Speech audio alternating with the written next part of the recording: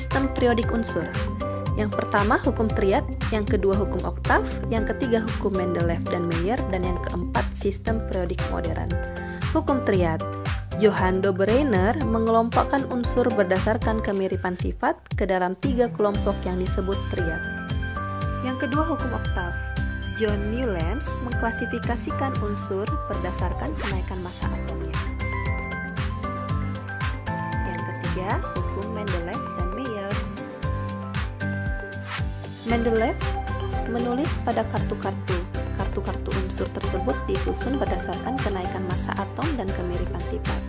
Kartu-kartu unsur yang sifatnya mirip terletak pada kolom yang sama yang disebut golongan, sedangkan pengulangan sifat menghasilkan baris disebut periode. Yang keempat, sistem periodik modern. Moseley menemukan bahwa urutan unsur-unsur dalam sistem periodik sesuai dengan kenaikan nomor atom unsur. Sistem periodik unsur disusun berdasarkan kenaikan nomor atom dan kemiripan sifat. Unsur-unsur dalam sistem periodik unsur. Yang pertama, unsur utama atau golongan A. Unsur-unsur yang pengisian elektronnya berakhir pada subkulit S atau blok S atau subkulit P pada blok P. Struktur elektron valensinya Ns pangkat, Np pangkat, dengan N adalah periode, S tambah P adalah nomor golongan. Golongan 1A disebut alkali, elektron valensinya S pangkat 1. Golongan 2A disebut alkali tanah, elektron valensinya S pangkat 2. Golongan 3A disebut golongan boron aluminium, S pangkat 2, P pangkat 1. Golongan 4A disebut golongan karbon, valensinya S pangkat 2, P pangkat 2. Golongan 5A disebut golongan nitrogen, valensinya S pangkat 2, P pangkat 3. Golongan 6A disebut golongan oksigen, valensinya S pangkat 2, P pangkat 4. Golongan 7A disebut halogen, S pangkat 2, P pangkat 5. Dan golongan 8A disebut gas mulia, S pangkat 2, P pangkat 6. Contoh, konfigurasi 19K, yaitu 18Ar, 4S1. Maka, karena pangkat terakhir atau valensinya adalah 1, maka disebut golongan 1A. Lihat tabel sebelah kanan. Dan periode adalah 4, yaitu angka terakhir pada subkulit terakhir, yaitu S. Unsur transisi atau golongan B. Unsur transisi atau golongan B adalah unsur-unsur yang pengisian elektronnya berakhir pada subkulit D atau blok D. Struktur elektron valensi Ns pangkat, N kurang 1, D pangkat. N adalah periode, S tambah D adalah nomor golongan. Dengan catatan, jika S tambah D berjumlah 8 atau 9 atau 10, maka golongannya adalah 8B. Jika S tambah D sama dengan 11, golongannya 1B. Dan jika S tambah D adalah 12, maka golongannya adalah 2B. Contoh konfigurasi 27X, yaitu 18Ar, 4S2, 3D7. Maka pangkat S dijumlahkan dengan pangkat D, yaitu 2 tambah 7 sama dengan 9. Jika S tambah D sama dengan 9, maka golongannya ada 8B. Lihat tabel sebelah kanan. Sedangkan periode adalah angka terbesar, dan angka terbesar terletak pada subkulit S, yaitu 4.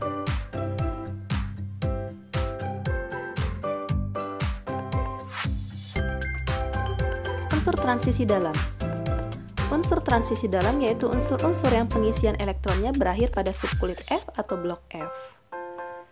Elektron valensinya N dikurang 2, N dikurang 1, D pangkat 1, NS pangkat 2. Lantanida berakhir di 4F dan aktinida berakhir di 5F. Periodik unsur. Afinitas elektron, keelektronegatifan, energi ionisasi, dari kiri ke kanan dalam satu periode akan semakin besar.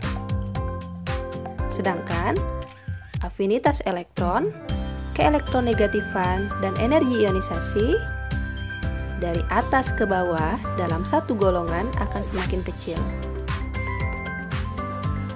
Dan jari-jari atom dari kanan ke kiri dalam satu periode akan semakin besar. Jari-jari atom dari bawah ke atas dalam satu golongan akan semakin kecil, atau dari atas ke bawah semakin besar.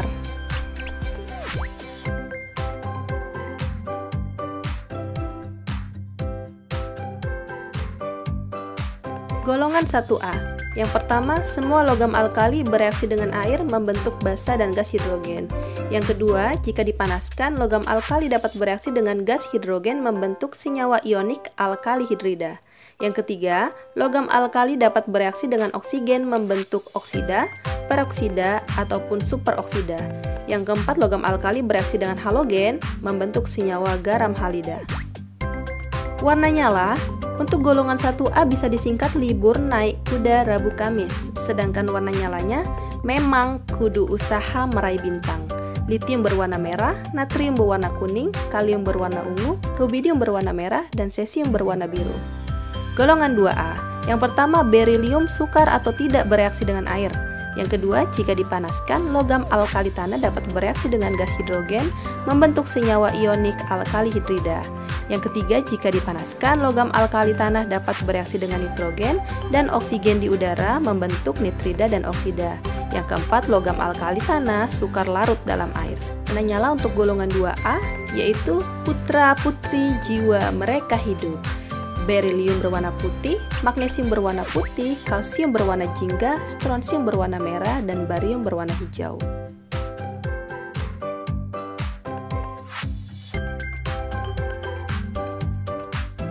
Golongan 3A yang pertama, boron tidak murni digunakan pada pertunjukan kembang api untuk memberikan warna hijau.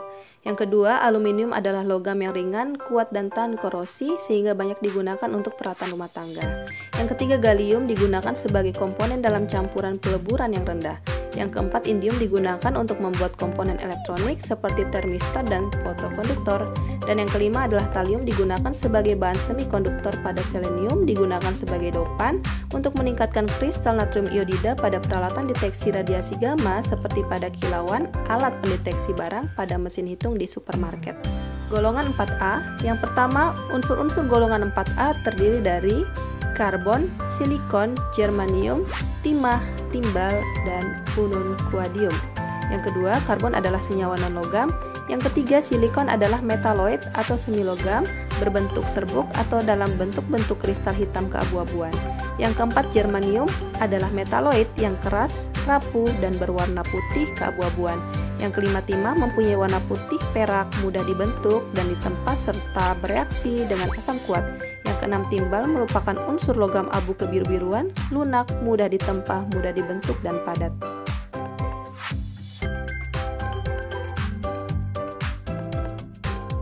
Golongan 5A yang pertama, nitrogen adalah gas tanpa warna, tanpa bau, tanpa rasa, diatomik, dan sukar bereaksi dengan senyawa lain atau inert. Yang kedua, fosfor dapat bereaksi dengan air dan udara.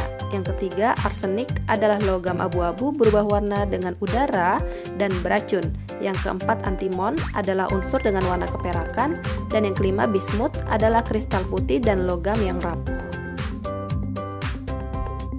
Golongan 6A. Yang pertama, unsur golongan 6A adalah oksigen, sulfur, selenium, tellurium, dan polonium.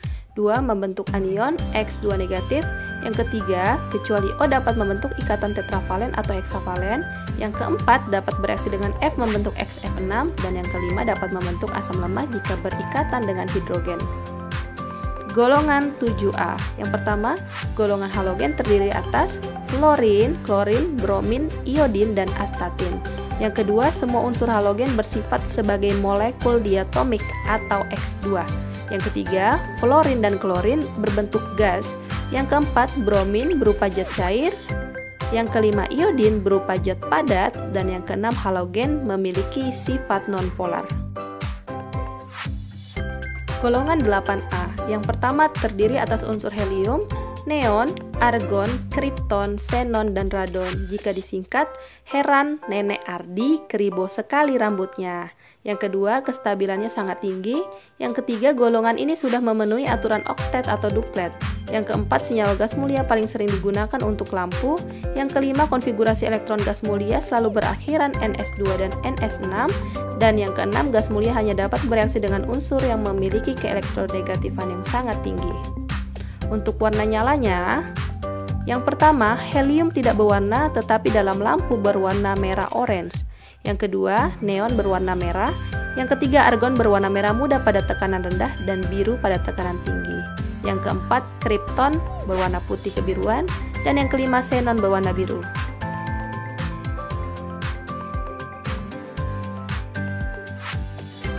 Ikatan kimia. Yang pertama adalah ikatan ion. Ikatan ion adalah ikatan yang terjadi antara unsur logam, yaitu golongan 1A, 2A, 3A, dengan unsur non-logam 5A, 6A, dan 7A. Contoh yang pertama, ikatan NaCl. Dengan Na adalah logam golongan 1A, maka valensinya adalah positif 1. Ingat, golongan 1A semuanya bervalensi 1 positif. Dan Cl adalah golongan 7A, maka valensinya negatif 1. Ingat, untuk golongan 7A valensinya adalah negatif 1. Maka karena sama-sama bervalensi 1, ikatannya menjadi Na1Cl1, ditulis NaCl. Contoh kedua adalah ikatan MgBr2. Mg adalah logam golongan 2A, maka valensinya adalah positif 2. Ingat, golongan 2A semuanya bervalensi positif 2. Br adalah golongan 7A yang valensinya adalah negatif 1. Maka ikatan yang terbentuk yaitu Mg1Br2, ditulis MgBr2, di mana 1 adalah valensi Br dan 2 adalah valensi Mg.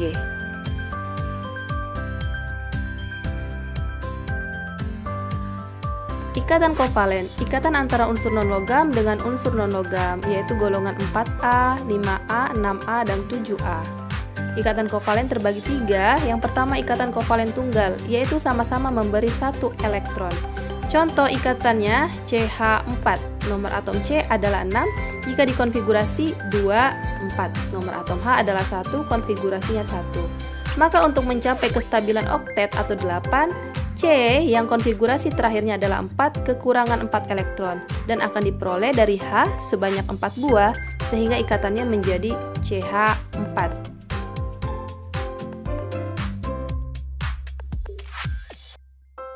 Kedua, ikatan kovalen rangkap 2, yaitu sama-sama memberi 2 elektron. Contoh ikatan O2, nomor atom O adalah 8, jika dikonfigurasi 2, 6, maka untuk mencapai oktet 8, O kekurangan 2 elektron untuk memenuhi stabil 8 atau stabil oktet. Maka ikatannya menjadi rangkap 2 atau O2 karena sama-sama memberi 2 elektron. Ikatan kovalen rangkap 3 sama-sama memberi 3 elektron. Contoh ikatan N2. Nomor atom N adalah 7, dikonfigurasikan 2, 5. Maka agar N mencapai stabil 8, N akan kekurangan 3 elektron. Maka ikatannya menjadi rangkap 3, yaitu N2 dengan sama-sama memberi 3 elektron.